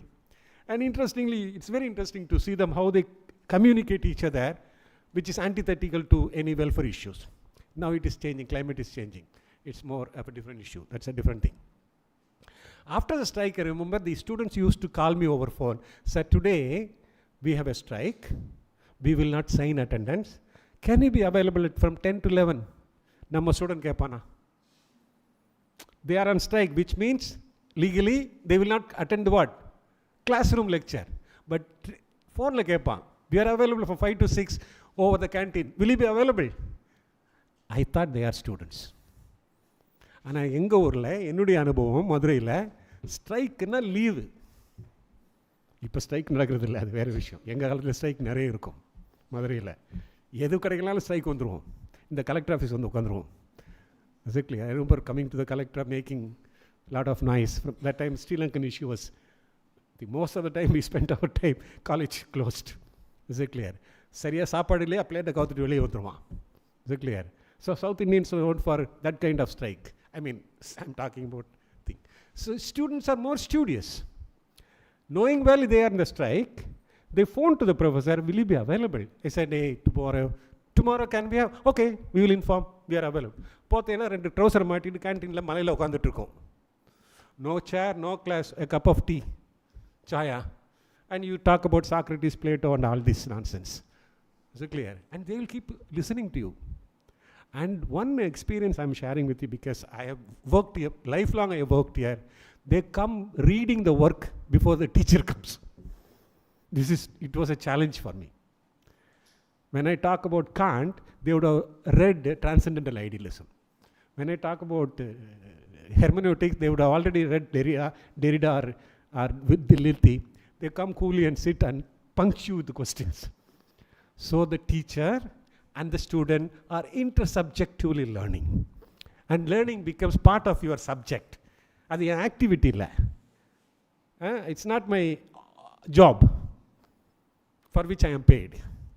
It becomes part of your culturality. So that's what hermeneutics are telling. We are foundationally hermeneutical.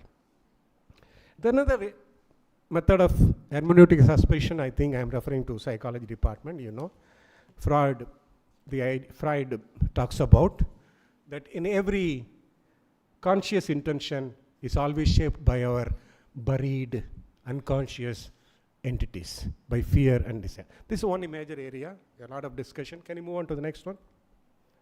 Then they are talking about hermeneutics of understanding the lived experience. I have spent all the time. Move to the third one. Next one. And now they are talking about the circularity, a limitation in our understanding. Because we understand the world from the a priori conditions, therefore also we are limited. Is it clear? If you are a very good lady dog college teacher, you will understand the whole world from the lady dog perspective. Is it clear? That will be ingrained. So we are inevitably conditioned. I have seen this happening with Pakka Christians, the so-called good Christians. உலகத்தில் எல்லாமே created by God. சரியா? அவன் போகும்போது பீஸா நிறுத்துன்னு போவான், கல்யாணம் மட்டும் அடுத்த ஜாதி கொடுக்க மாட்டான். Is it clear? And I have seen in Madurai pastors, bishops. Is it clear? And they are conditioned by their conditionalities, which is inevitable. ஆனால் கோயிலில் பேசுகிறதெல்லாம் என்ன? Justice, solidarity, peace. உங்கள் அப்பா எங்கள் அப்பா ஆமேனு அல்லிலுயானுவான். Is it clear? So that conditionality is another issue by which we are ontologically conditioned. That's what they are using a word. Ontology means we are ideologically constrained by in our understanding as pure understanding. So move to the last one. The last idea, I think I can skip Gadamer. Go to the last slide. Yeah. Exactly. This is where I would like to end up my discussion or conversation with you. We are now talking in the late 20th century in social sciences and humanities, the question of meaning, theory of knowledge. இப்போ ரீசெண்டாக என்ன discussion intellectual பிளாட்ஃபார்மில் நடக்குதுன்னா, we are talking about critical dialoguing as a mode of understanding. Critical dialoguing. Interreligious dialogue illa. A dialogue where you and me are mutually ready, disown our conditionalities, prejudice, belongingness, and where the movement is towards you and your movement is towards me, and there is an intersubjective plural possibility in terms of relationality. In terms of, if you can achieve it, not by love, peace, sermon, by critical dialoguing. By critical, not a dialogue, I am a powerful man, you are less powerful, therefore whatever I say is true. No. That dialogue doesn't happen. I am a giver, you are a receiver. Dialogue doesn't happen. I am male, you are a female. You are weak, I am strong. That dialogue never happens. Is it clear? I am gifted by God, you are after all not anointed. That dialogue will never ever happen. Salvation will never come. Is it clear? And that's what they are taking. Understanding, interpreting the world in terms of not coherency of mutuality, but critical dialoguing where both of us are aware of our lacunas, conditionalities, prejudices, presupposition, colors. At the same time, bracket them to come out in openness. The child has to be delivered. 10 மாசத்துக்கு மேலே child உள்ள வச்சிருந்தா நீ செத்து போயிடுவே இல்லையா? You should do some critical operation. அப்போ தான் child delivery is possible. If a research has to be delivered, then deliver it in time. Is it clear? If operation is needed, operate it. Don't go behind all these ideological maneuvers. Is it clear? The last thing, one important idea which I have skipped here, they talk about a suspicion of big stories. One social scientist needs to exercise a mode of suspicion of what? Big stories. What do you mean big stories? எல்லாருக்கும் எல்லாமுமாய் நடக்கவே நடக்காது. இது ஒரு big story. Unity இன் என்னட்டி டைவர்ட்டி நடக்கவே நடக்காது. Diversity is plural, intersubjectivity is the only possibility. Is it clear? Casteless society சத்தியமாக நடக்காது.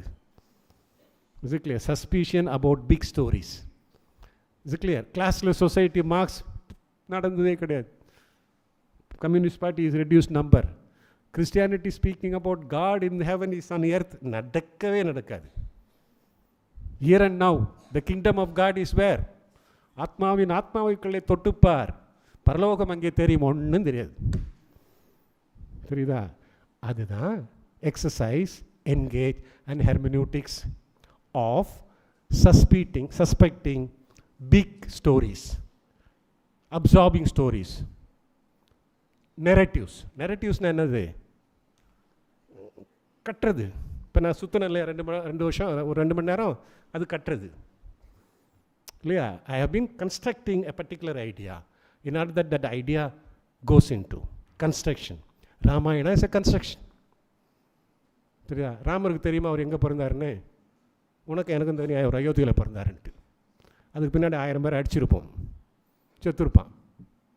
ஆனால் நம்ம construction. Once I remember I was teaching in Andhra, a place called Khammam. I go there for visiting classes. Then the fathers usually, when I go, they take me for a picnic like that. Usually a second show. That time there was one Ramayana film was going on. We wanted to see. A few years back, a film. I literally saw in Andhra, in Khammam, ஒரு chair, Lord Hanuman picture was kept, and he was seeing Ramayana. எங்க? தியேட்டரில். Literal. அதுதான் literal interpretation. அது old idea. We call it grammatical interpretation, which I didn't tell you. It's called literal, grammatical, which is more theological, legal, linguistic, grammatical interpretation. The idea of the people who see the what's a film is that Lord Hanuman is also what? What? Enjoying the story of Ramayana. நீ அதில் போய் touch பண்ண உன் கையை வெட்டிடுவான். Is it clear? Anala, be sensitive about sensibilities. I wish you all the best. Thank you.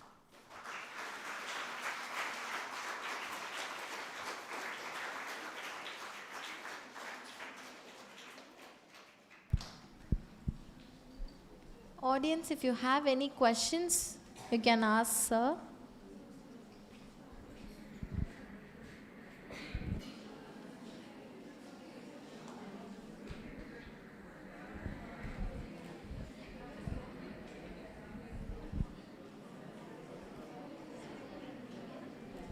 Do any of you have any questions, or if you have any feedback or suggestions, discussion points, you can share it with sir. Can I be reminded of that word? I am not a diamond, but I am a seed. Can somebody read what you have written? Can somebody read, please? Come on, Vasi, what you have written? I am not a diamond, but I am a seed. Anybody wrote some few lines? Please, I would like to hear from you. Already I made you tired. Let me. What you have written? Anyone of? Yes, please. Read. Yes. What's your name? Tell me your name. Yeah, give it that. Or at least do it now. Write few lines. I am not a diamond, but I am a seed. Write 3 lines. Now I will ask anybody that you have to read it. Just, yes. What's your name? Amma, plate koduma. Good afternoon, sir. My name is Santoshni, final year psychology. And I wrote this, I am not a diamond, but I can shine more than that.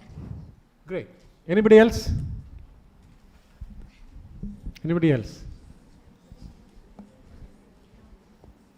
Anybody else? Theo? Yes. Theo, yes.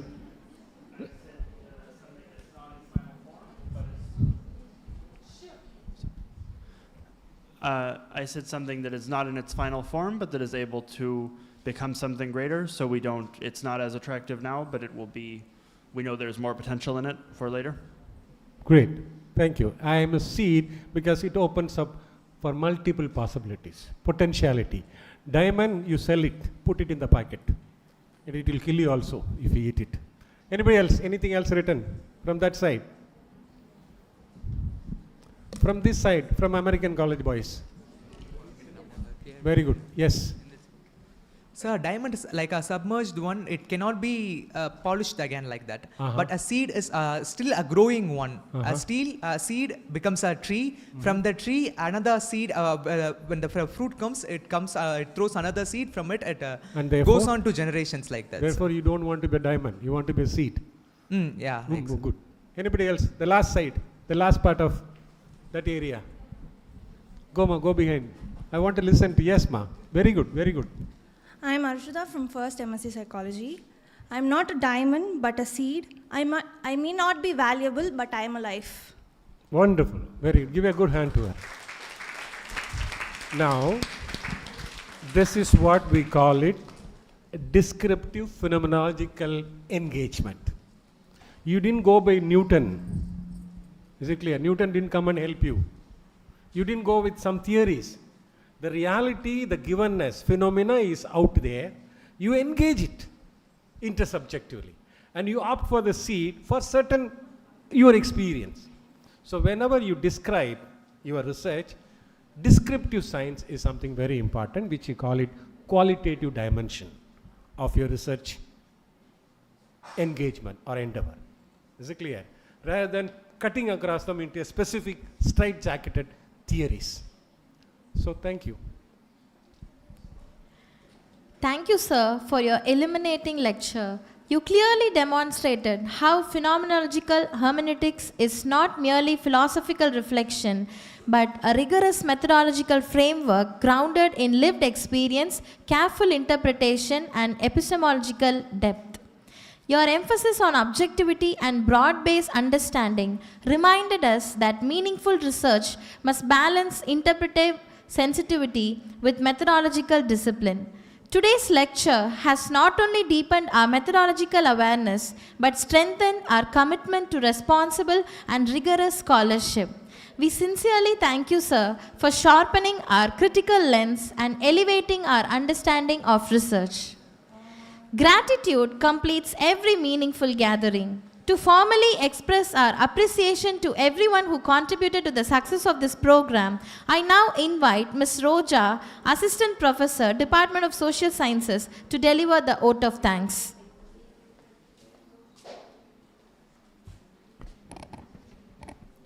First and foremost, I bow my head in gratitude to the Almighty for blessing this gathering with grace, wisdom, and meaningful reflection. Respected Chief Guest, Dr. S. Lourdenathan sir, esteemed dignitaries, respected faculties member, dear students, a very pleasant good morning to all. It's my proud privilege to propose the vote of thanks for this intellectual enriching occasion, the Dr. Elizabeth George Memorial Endowment Lecture 2026 on the topic of phenomenological hermeneutics as the method in social science research organized by the Department of Social Science, Lady Doe College. I express my heartfelt gratitude to our respected Chief Guest and Endowment Lecturer Dr. S. Lourdenathan sir, former Honorary Professor, Jawaharlal Nehru University, New Delhi, for enlightening us with his profound knowledge and scholarly insights. Your lecture has truly enriched our understanding of qualitative research and opened a new perspective for all the budding researchers present here. I extend my sincere thanks to our beloved Principal and Secretary, Dr. Beulah Jayasri Ma'am, for her constant encouragement, visionary leadership, and for creating academic environment where such meaningful scholarly event can flourish. Thank you, ma'am, for your support. My special thanks to Dr. Joyce Georgina John, Assistant Professor and Head, Department of Social Sciences, for her guidance and continuous motivation in organizing this academic program successfully. I thank Ms. Vidya Lakshmi, our Assistant Professor, Department of Social Sciences, PRO, and Coordinator of CGPC, Lady Doe College, for her gracious welcome address that made everyone feel valued and honored. I also thank Ms. Alice Elisa Sherinasi, Associate Professor and Coordinator, MSW Program, for invoking the Divine Presence through a prayer, setting a seer tone for a session. I also thank Ms. Kopran Devi, Ma'am, Assistant Professor of Department of Social Sciences, for her thoughtful introduction of the Chief Guest, which gave us a deeper understanding of his academic journey and contribution. I would like to acknowledge the organizing team, faculty members, and students volunteers. Those hard work behind the scenes has made this program a grand success. A word of appreciation to the technical team for the video presentation and seamless arrangement at the venue. I also thank all the faculty members, students for your active participation and enthusiastic presence, which added a great value to this lecture. Finally, I thank each and everyone present here, a part of this meaningful academic gathering. Thank you all. Thank you, Ms. Roja. As we come to the close of this wonderful program, I request everyone to kindly rise for National Anthem.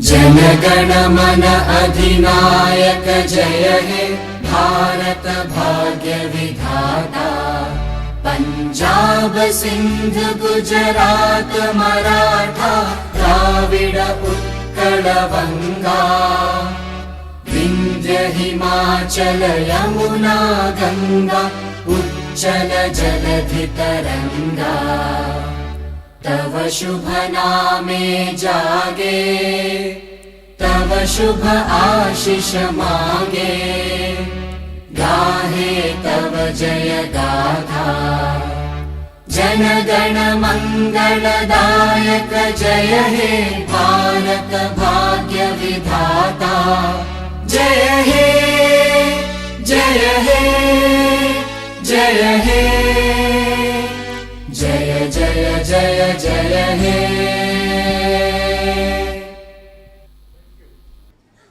Thank you. On behalf of the Department of Social Sciences, I extend our sincere appreciation to our chief guests, dignitaries, faculty members, student participants from other organizations, both online and offline, and every individual who made this event meaningful. May today's lecture continue to resonate in our thoughts and guide our academic journeys. Have a blessed day ahead. Outside participants, please stay back. We have a feedback form for you to be filled.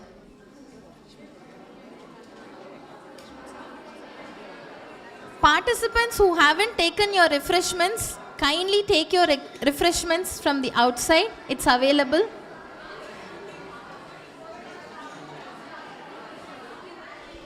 Outside participants, faculty and the faculty of Department of Social Sciences and faculty from Lady Doe College, kindly gather near the stage for a group picture.